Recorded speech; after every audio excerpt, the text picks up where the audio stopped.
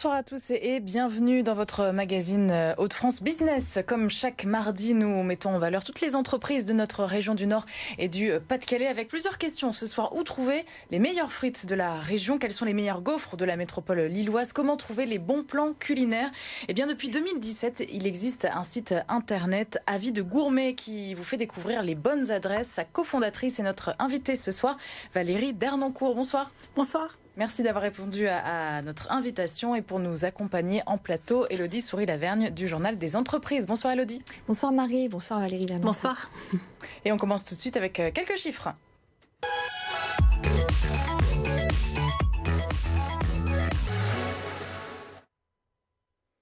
Naissance de Avis de Gourmet en 2017 et depuis, plus de 3000 producteurs, artisans et petits commerces recommandés, 155 000 utilisateurs en 2020 et plus de 600 000 recherches par an. Alors Avis de Gourmet, donc en 2017, on disait, qu'est-ce qui s'est passé il y a 4 ans? Comment vous avez eu l'idée de cette plateforme?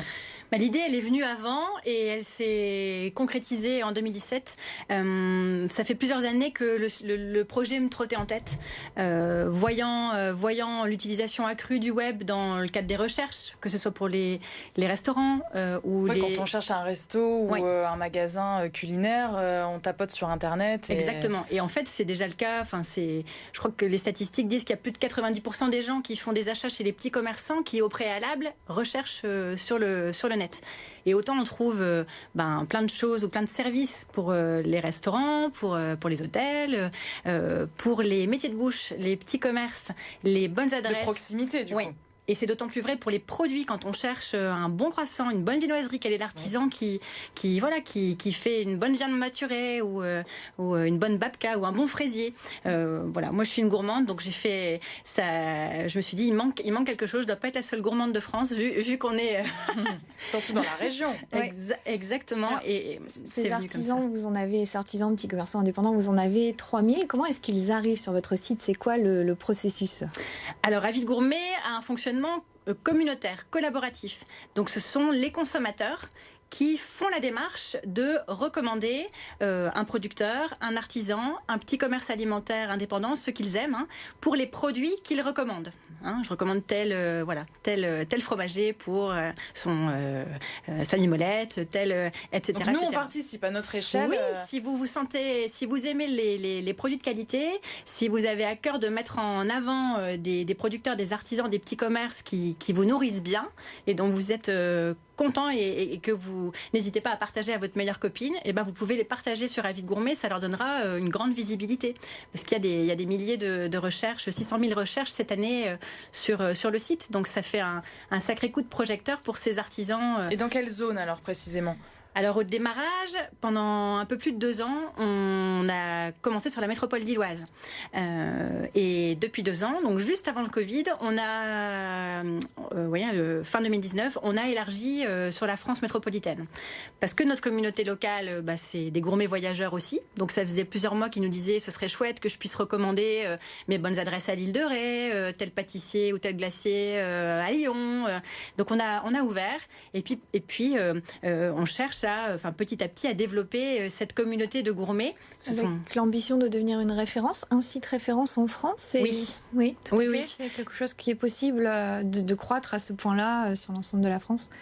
C'est ce qu'on souhaite, oui. C'est ce qu'on souhaite et je pense que c'est possible dans la mesure où on a... Alors, il y a d'autres acteurs dans le domaine, évidemment, de la gastronomie. Nous, on a un parti pris bien particulier qui est communautaire. C'est pas un annuaire.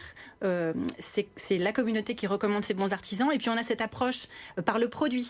C'est-à-dire que... Et je crois qu'on est les seuls à pouvoir à proposer cette approche par le produit qui permet à tout un chacun de mettre en valeur ces artisans, ces petits commerces. Justement, cette communauté qui atteint quasiment 155 000 utilisateurs à présent, vous l'avez constituée comment? Parce que c'est pas évident de partir de zéro et de fédérer autant de monde. Ah non, je vous confirme qu'en 2017, quand on a mis en ligne le site, il a fallu retrousser les manches et c'est du travail de terrain, c'est du contenu, c'est au départ par les réseaux sociaux qu'on s'est fait connaître.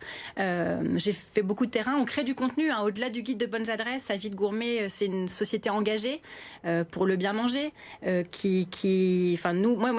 personnellement et puis avec mon associé, on a à cœur de donner des clés pour mieux comprendre comprendre le contenu de nos assiettes et puis mieux choisir ce qu'on y met. Donc on crée du contenu et c'est à travers ça au démarrage qu'on s'est fait connaître. Mais c'est pas évident parce qu'il y a pas mal de concurrence quand même sur tout ce marché alimentaire. On peut donner des avis sur Google pour pas le citer, enfin sur tel resto, etc. Oui. C'est pas facile, il y a de la concurrence du coup. Bien sûr qu'il y a de la concurrence, mais sur Google, vous allez avoir tous les avis négatifs, vous allez trouver tous les commerces. Il n'y en a pas chez vous d'ailleurs des avis négatifs, oui. C'est une particularité. Oui, tout à fait. Dès le départ, on s'est dit, c'était un parti pris et auquel on tient. On veut pas des milliers, des millions d'adresses sur Avis de Gourmet avec plein de mauvaises adresses et plein d'avis négatifs. Ce qui nous fait lever le matin, c'est la valorisation des bons artisans et des bons produits. Sur le positif, quoi. Oui. C'est une démarche bienveillante. Les consommateurs peuvent recommander sur Avis de Gourmet, mais il n'y a pas de notes, il n'y a pas d'avis négatif possible. Alors, cette entreprise, vous l'avez créée donc en 2017. Est-ce que oui. vous avez été accompagné, que ce soit sur le plan, le volet conseil ou vraiment le volet financement pour démarrer tout ça? Oui, au tout début d'Avis de Gourmet, on a passé quelques mois à Euratechnologie. Oui. Depuis, on a intégré Euralimentaire, qui est un pôle d'excellence dédié aux entreprises innovantes dans le domaine de l'alimentaire sur la région. Et on est accompagné aussi en amorçage. On a été accompagné par Odéfi, qui dépend de la Chambre de commerce. Et Odéfi nous a fait un prêt à l'entrepreneuriat. Quelle forme d'aide du coup? C'est sous forme de prêt. Remboursable. Okay. D'ailleurs, on a commencé à rembourser notre prêt et on bénéficie aussi chez Odéfi. D'ailleurs, j'y étais ce matin. On bénéficie d'un accompagnement régulier et puis vraiment de gens bienveillants qui sont là pour nous aider à développer notre entreprise, quoi. Et Euralimentaire, au quotidien, qu'est-ce que le pôle vous apporte dans la création d'une entreprise? Comment ça se passe? Alors, Euralimentaire, ça nous apporte des formations dans plein de domaines liés à l'entrepreneuriat, au juridique, au RH, etc.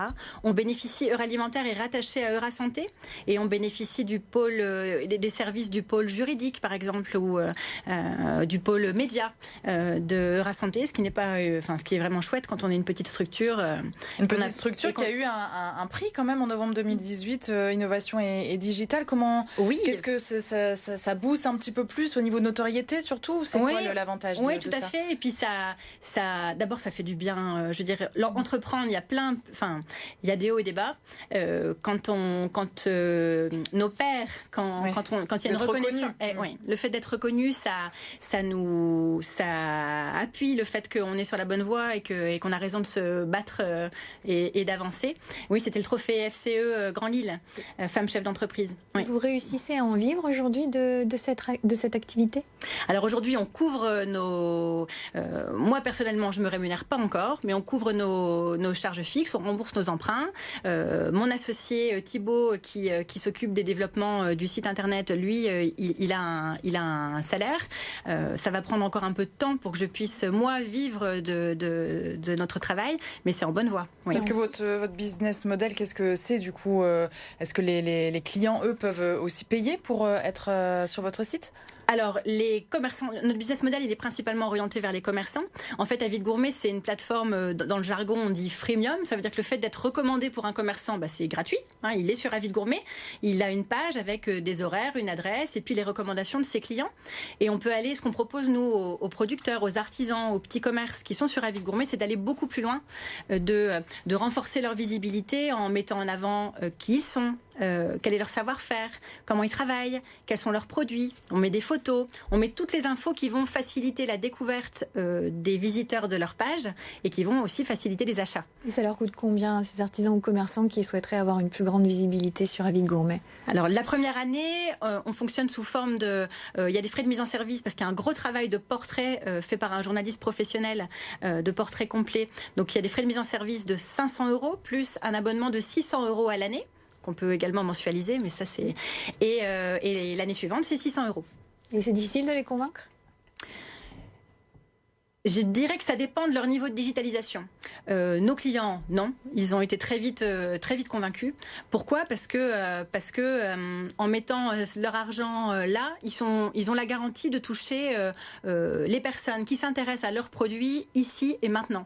Merci beaucoup Valérie Dernancourt. Pardon, je vous coupe. En tout cas, si on veut collaborer, si on veut donner nos bons plans culinaires, on se connecte sur Avis Gourmet. Merci beaucoup d'avoir été avec nous. Vous restez avec nous pour l'actualité du Journal des entreprises.